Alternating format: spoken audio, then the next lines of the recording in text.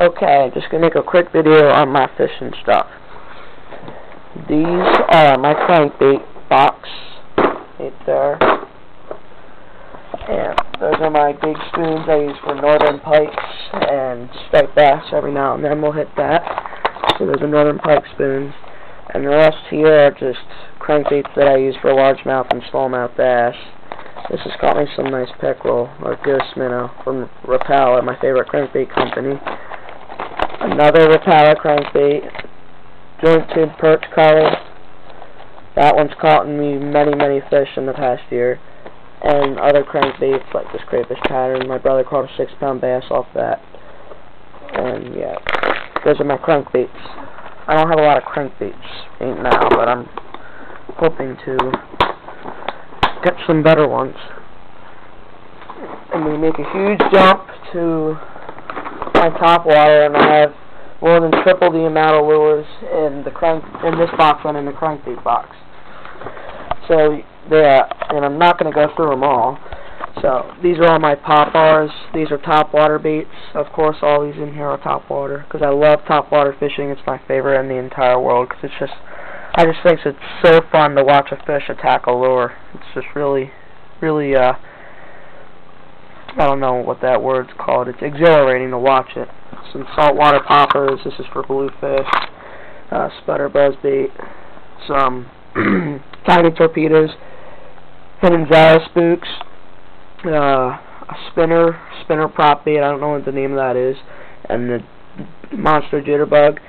Another Zara spook, and these aren't tiny torpedoes. There's a big torpedoes and a jitterbug there in a locust form. More jitterbugs and Zara spooks there. Torpedoes, jitterbugs, hidden Zara spooks, and a stick bait. I forget what the name of that one is too. It's a prop. It's used for pike and bass. Hula poppers. Those I use around lily pads and tall grass. And those are my frogs. I'm definitely going to get some more frogs because they perform well. They are snagless. You can catch these in the thickest structure and the thickest grass and cover, and you'll just nail these bass. We'll be sitting right under that grass and logs. So these are some of my favorite baits. Frogs can't get on a more realistic bait to use. These are probably one of the best baits that I've ever used, using around cover and stuff. So yeah, this is a monster Zara spook. I use this for pike, and some rare occasions I'll get a bass off this, but it's pretty big. It's about 4 inches. Yeah, I can catch some nice bass with that. My top water baits.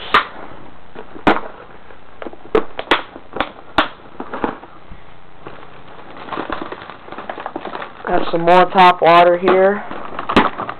Some buzz baits. These are some hidden these are some Strike King buzz baits. I have some double clackers in here, and I have one in the black color, white color, green color, 2 ones in green color, and 2 different white color ones. These are good around using the edges of lily pads and glasses along with points. Don't have a lot of spinner baits. Like this whole box right here is meant for buzz baits and spinner baits. Got a couple spinner baits right there, and they're not big ones. I used that one today at Lake Lenape and didn't get anything on it. Some buzz baits. These are some Zoom tubes, coffee tubes. These are great for smallmouth bass. There's some more coffee tubes. They say that they're better than salt, and I don't agree. I think the salt ones work a lot better. So yeah, those are the tubes. These are some Zoom green pumpkin blue flash lizards right there. These performed excellent with me. I caught them in about a half an hour with these. 3 bass and 2 pickerel with these, so they work really well too. So these are some Zoom soft plastics.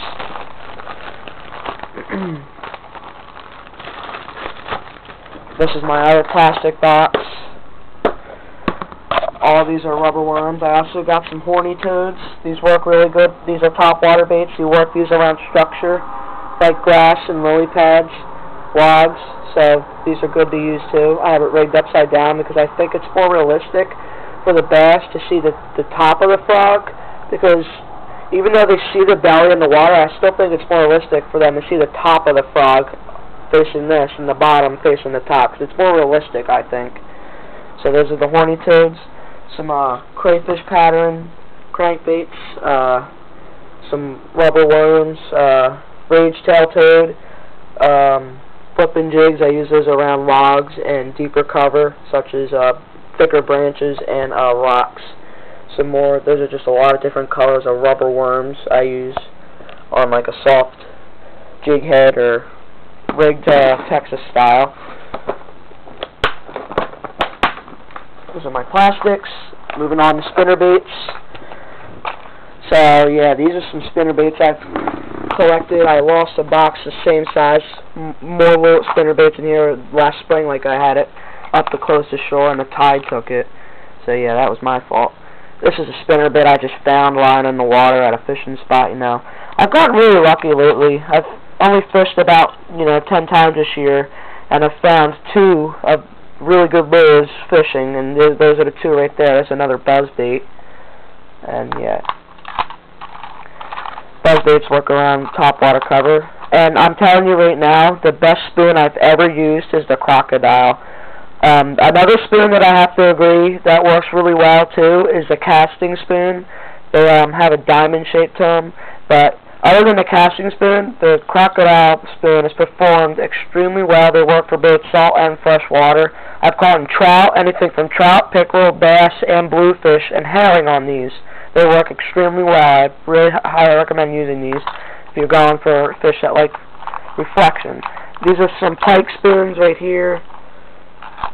This is a bottle cap fishing lure I learned how to make offline. This is a double version of one, and I have to say they do work. I've caught only one fish because I only used it once, and that was a 2-pound largemouth with that, and they do work, so I highly recommend.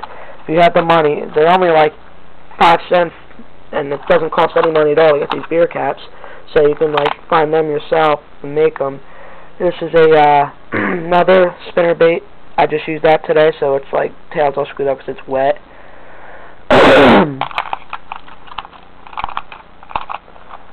There's a daredevil. Those are like, I use these for bluegill and rock bass. Or baffleheaded occasionally. Those are my spoons.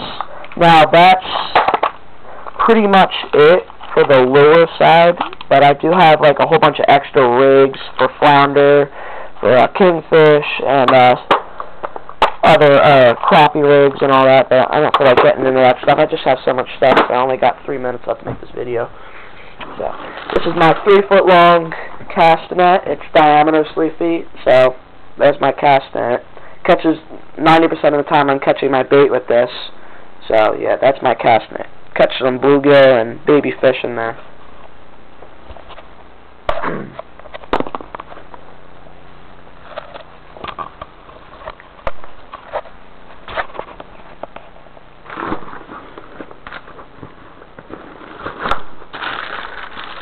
Plastics. Got everything back in the bag here, and then I'm going to show my other stuff. Some of my other stuff.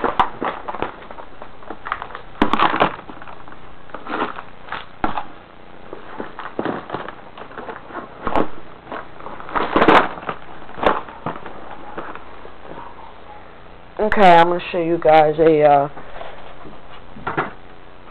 there's a crayfish trap. You can also use these traps for catching minnows as well. They catch a pretty good amount. I would even sit out overnight, and you can catch over a half-dozen minnows in them. So this is a crayfish and a minnow trap right here. I have 2 other ones. This one's silver color.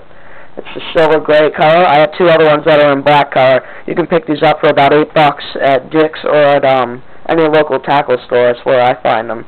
So I have 3. This is a crayfish trap, and it's a crayfish trap. So I have the bigger holes for the opening there, and some rope to tie it off to. So that's a crayfish trap. This is my fly fishing vest right here. I just started to learn how to fly fish, and it's really fun. And I don't think it's that difficult at all.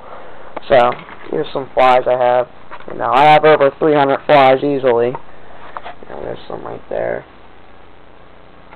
My pop-up gave most of the stuff to me. This I bought myself. Just a pack of 40 flies, or 30 flies, I'm sorry. So that's my fly fishing vest. There's more flies than I'm just not going to get into it. These are my fishing rods. I have 9 fishing rods. Let me get them out in the light here.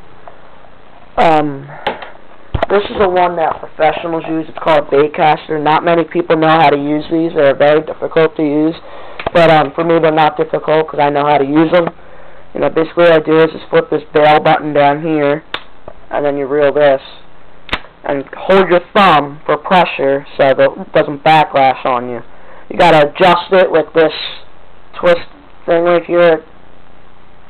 It just like adjusts to the weight of the lure and how fast you want your line to go out. If your lure is really heavy and you have this pulled all the way up, you're going to definitely get a backlash. This switch right here on the side is meant for adjusting your lure size. Like if I were using a crankbait that was like a 2-3 inch long, I put it in the 4/5 number range, and then if I was using a bigger bait such as like a Yo-Zuri crankbait, I'd probably tune it to the 7 or 8 range. So just adjust your pole so it knows how to cast so you don't get backlashes. It's a 6'6" medium action rod.